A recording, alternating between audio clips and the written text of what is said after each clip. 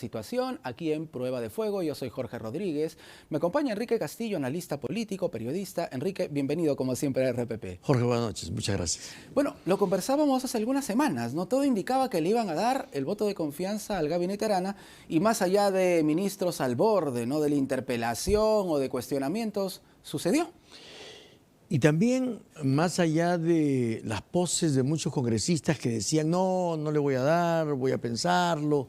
Quiero escucharlo. Quiero primero, escucharlo. Claro. Y sin embargo, ha sido una votación abrumadora. Sí, hablamos de relativos. 62 contra 30. En Así términos es. futbolísticos fue goleada. Así es. Y varias abstenciones también, como siempre, Sí, de gente claro, que no quiere claro. definirse.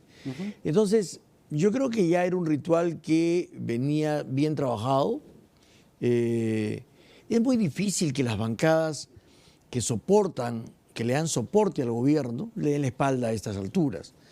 En ciertas coyunturas se ponen un poco difíciles, pero si miramos el cuadro de los votos a favor, son las mismas bancadas de siempre, ¿no es cierto? Sí. Entonces, ya esto es algo que el premier lo tenía ya manejado, la presidenta también se había reunido con algunas bancadas, ya había asegurado el voto, y nada va a cambiar a pesar de que tenemos un gabinete que también es el mismo de siempre, solo que va rotando de sillas y nada más. Y por eso he hecho esta pregunta a varios congresistas y ninguno me ha dado un argumento realmente certero, si se quiere. Llama la atención, ¿no?, que bancadas que quisieron censurar a Gustavo Adrián Sen, ahora le han dado, o congresistas, ¿no?, le han dado el voto de confianza al gabinete Eduardo Arana, que ha ido prácticamente con los mismos ministros. Son los mismos ministros, salvo uno que otro parche. Porque lo hemos conversado también alguna vez, Jorge, el Congreso no da su voto en función de lo que le conviene al Ejecutivo o al país. Le da su voto en función de lo que le conviene a los congresistas, sobre todo en este último tramo, en el cual este último año ellos tienen que tratar de sacarle el jugo a la agenda particular que ellos tienen. Son los mismos ministros con los cuales ya tienen ellos conversaciones permanentes, ya han manejado una serie de temas.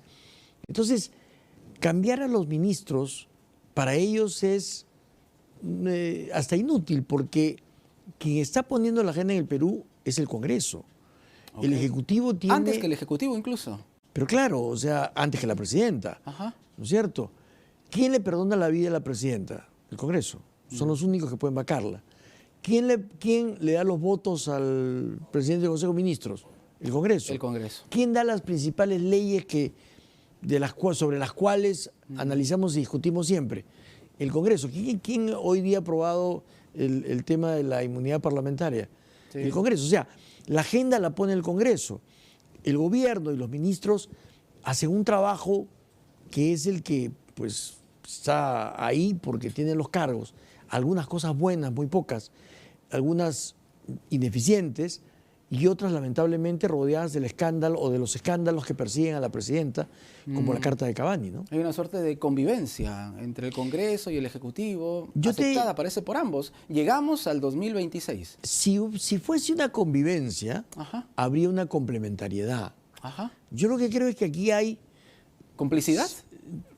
Digamos que... ¿O es un término muy fuerte? Deviene en una complicidad porque...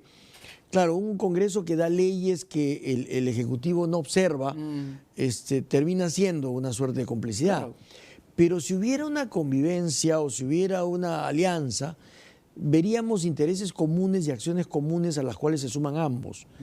Pero no vemos eso, ¿no? El Ejecutivo tiene su manejo, el Congreso maneja las grandes leyes que el gobierno no observa, y las cosas se hacen como el gobierno, como el Congreso las plantea.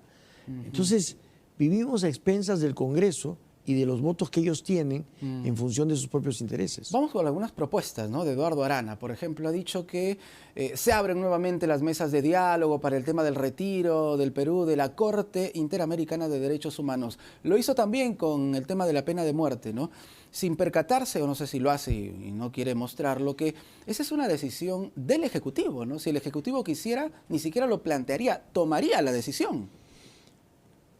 Y en realidad, nosotros escuchamos esto cada cierto tiempo, ¿no? Sí, claro. Pena de muerte. Es como la pena de muerte. Exacto. Y el retiro de la Corte Interamericana y algunas otras cosas más. Es cierto. Pero todos sabemos que eso no va a llegar a ningún puerto. Todos sabemos que finalmente nunca nos vamos a poder salir de la Corte, y todos sabemos también que nunca vamos a poder aplicar la pena de muerte en función de los tratados, a no ser que alguien, como tú dices, con la autoridad y el liderazgo que quiera tener o que pueda tener, decida finalmente hacerlo. Pero todos son anuncios. La presidenta ha hablado de la pena de muerte hace cuánto tiempo. Sí. Y hasta ahora no se presenta nada. Dijo que estaba pensando, ¿no?, en Así la pena es. de muerte. Y lo mismo Bueno. pasa con esto del retiro de la Corte. Efectivamente es una decisión que habría que pensarla. Pero que un primer ministro vaya a plantearla al Congreso termina siendo, digamos, parte de un show que dentro de un mensaje que, hay que decirlo, no fue confrontacional. El tono incluso del primer ministro fue un tono muy tranquilo, muy convocante, llamando al diálogo a todos los congresistas. Digamos que tuvo una postura formal y una postura que buscaba consensos. Es un mensaje que además tenía algunos contenidos que, a diferencia de los anteriores primeros ministros, podía haber sorprendido positivamente. Por ejemplo, el tema de seguridad ciudadana. Por primera vez un primer ministro dice en su primera parte que tiene dos tareas básicas: la estabilidad económica y la lucha contra la delincuencia. Claro. Desarrolla esas dos partes y las desarrolla mucho mejor que sus antecesores.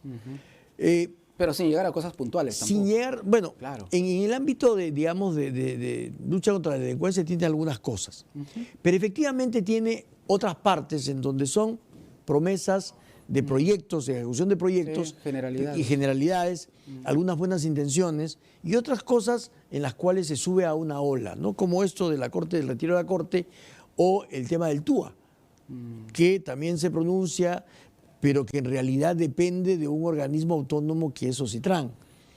En fin, hay, como te digo, de todo un poco, pero sí efectivamente lo que tenemos es un voto de confianza que estaba cantado. Definitivamente, claro. Y esto de enviar reos a El Salvador, que también lo tocó, ¿no?, el premier Eduardo Arana. Forma parte de eso que hablamos, ¿no es cierto? De subirse a olas que nos mantienen, digamos, manejando tesis y manejando argumentos Claro, que, en términos de muchas redes, veces no diríamos, llevan a nada. Claro, están en tendencia, ¿no? O sea, Y las menciono. ¿hace cuánto tiempo que tenemos el modelo Bukele en discusión? Acuérdate que se planteó, Otárola, Sí, el sí. modelo Bukele y planteó el modelo Boluarte, Sí, claro. que no llegó a nada. Sí. Pero ¿desde hace cuánto tiempo estamos hablando del modelo Bukele, de las cárceles Bukele y del estilo Bukele? Ahora estamos hablando de enviar allá Reos a El Salvador. reos a El Salvador. ¿Por qué?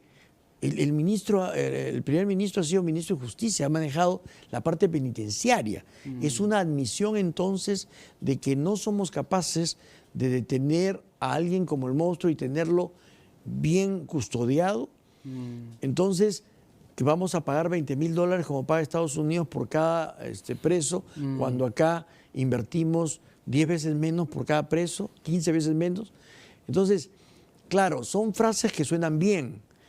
Me gustaría saber qué piensa el embajador o el presidente Bukele de que todos los países estén pensando mandar a todos sus presos a su país. Sí, claro. Claro, negociar con Estados Unidos es una cosa, pues, pero con el Perú. Entonces, haberle entregado una propuesta al embajador, como dicen algunos, no significa que el presidente Bukele haya dicho ya tráigame a los presos de Perú. Definitivamente. Entonces, claro. hay muchas cosas que son poco serias y que además nos dejan mal, porque como te digo, si nosotros tenemos que exportar presos, es porque nosotros no podemos manejar un sistema penitenciario capaz. Tendremos que empezar, Enrique, por reformular todo lo que significa, ¿no?, la política penitenciaria y de justicia en nuestro país, ¿no? Es que Por ahí tendríamos que son empezar. componentes que van unidos, ¿no es cierto? El tema judicial, el tema fiscal, el tema policial y el tema Y el tema penitenciario. penitenciario, claro. Pero es un contrasentido además porque nos hablan ahora de Ancon 3, nos hablan de penales en zonas altas, de penales sumamente seguros. Eso también ya lo hemos escuchado. Vamos Muchas a veces, construir ¿no es cierto? Pero penales, hasta ahora no tenemos... Vamos a abrir nuevamente el CEPA, en fin, Así es. ya lo hemos escuchado Y muchas los veces. únicos penales que tenemos son los que nos dice la presidenta Boluarte cuando habla de las encuestas, ¿no? Que me Cuando pongan dice un que cero quedamos 0-0 y y vamos vamos a a penales, ¿no? Y Sí. son los únicos penales que hasta ahora tenemos, porque Sí. hasta ahora no hay propuestas serias para la construcción de penales. Sí, sí. Entonces, Muy cierto. esa parte, como te digo, no sé si se dan cuenta los políticos de turno que anuncios como esos nos dejan muy mal, no solamente a nivel interno, sino en el exterior. no tiene mucho sentido, como te digo, hablar de exportar. Acuérdate que alguna vez también alguna ministra habló de exportar carne de burro y ahora vamos a exportar reos. Sí, claro. Entonces, además, ¿cuántos? ¿Cuáles? ¿Con qué ¿con qué Condenados manejo? por qué delitos. Así es. Claro, muchas cosas por definir. Yo reitero, escuché todo el discurso y las intervenciones del premier Arana y he escuchado casi más de lo mismo, ¿no? Generalidades y nada más. Salvo en casos de repente precisos que son muy pequeños, ¿no? Yo digo, referidos a ciertos temas. A mí pero lo que digamos me llamó la atención fue la actitud de Arana, ¿no? Distinta a otros primeros ministros que fueron con un tono un poco más, no digo de confrontación, pero sí de autosuficiencia. El caso de Arana no, y creo que es porque se dio cuenta que tenía alrededor varios problemas que tenía sobre los cuales tenía que defenderse. El caso Cavani, el caso del Tratado de Ultramar, en fin, hay varios temas que, digamos, inflados o no, generaban este espacio que hacía pensar que iba a ser muy apretada la votación o que incluso no le darían el voto de confianza. Exacto.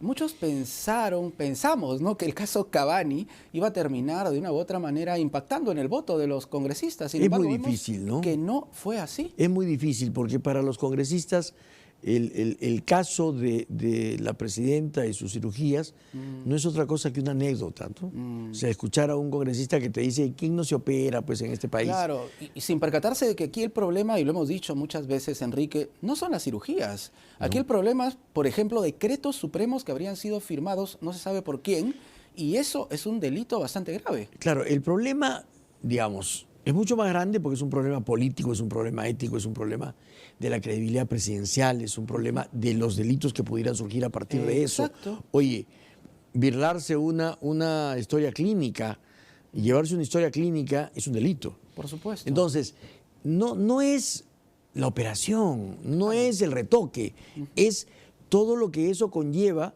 de quien ocupa la más alta magistratura, el precedente que eso genera para los siguientes presidentes, ¿no es cierto? Entonces es todo lo que hay alrededor, que lamentablemente genera los escándalos que tapan lo bueno o poco bueno que se pueda hacer desde un gobierno. Enrique, tenemos un minuto para hablar de leyes que han sido aprobadas en el Congreso de la República. Son dos bastante polémicas. Uno, la inmunidad parlamentaria, ¿no? Ya fue aprobada en primera votación. Y otra, la que se refiere a policías y militares. Es la amnistía. La amnistía para quienes lucharon contra el terrorismo entre el 80 y el 2000. Una ley bastante polémica si pensamos en quienes todavía no han obtenido justicia. Lo que pasa es que una ley de esa naturaleza tiene hasta tres partes. Una primera parte que es las penas que realmente deben tener para aquellos que efectivamente cometieron una serie de abusos. Tiene la otra parte que también está relacionada con militares, policías, que son perseguidos durante años, ¿no es cierto?, por incluso en algunos casos con inocentes. O sea, ahí hay un tema también. Y el otro tema que es no menos importante, que es justamente, muy bien, amnistías acá, pero ¿qué haces con toda la gente que se queda con esa sensación o con ese dolor de haber perdido a un ser querido de la manera más trágica y que además hasta ahora no recupera su cuerpo? Entonces, lo que no hay es la posibilidad de enfrentar estos tres lados, ¿no es cierto? Lo verdaderamente culpable, los inocentes que son perseguidos por 20 años, 30 años con un juicio injusto, y los deudos que se quedan sin poder tener justicia. Exactamente. Y el otro tema es el de la inmunidad. Varias aristas. Y el otro tema es el de la inmunidad. Exacto, que ha sido aprobado hoy ya. Que ha sido aprobado hoy, que además, como yo lo he dicho antes, desgraciadamente tenemos una ley que lo que hace es blindar a los congresistas en una época en la cual, desgraciadamente, tenemos congresistas que cometen delitos y que son blindados ya por la Comisión de Ética. Enrique, hasta como propuesta cae mal a la ciudadanía. Imagínate ya como ley, ¿no? Es el colmo. Bueno, por eso tienen que aprobarla pues a altas horas de la noche, ¿no? Sí, claro. Por eso estas sesiones maratónicas. Y por eso además las aprueban al final de la legislatura. porque ya mañana, viernes, termina la legislatura Sí. con una interpelación a Por dos eso dicen, ministros. hay que correr, hay que aprobar todo lo que podamos, pero ahí también nos meten, ¿no? En el paquete. Ese es este justamente tipo de leyes. toda la agenda que todavía los congresistas tienen pendiente y que les conviene tener un gobierno como el de Dina Boluarte, con el cual no tienen confrontación, no hay control político de un lado hacia el otro y cada uno puede trabajar tranquilo como quiere. Los congresistas con sus votos pueden hacer lo que quieren y lo hacen. Sí. Enrique, Juan Burgos, el presidente de la Comisión de Fiscalización, habló de presentar una moción de vacancia. Así como están las cosas, ¿crees que pase esta moción de vacancia?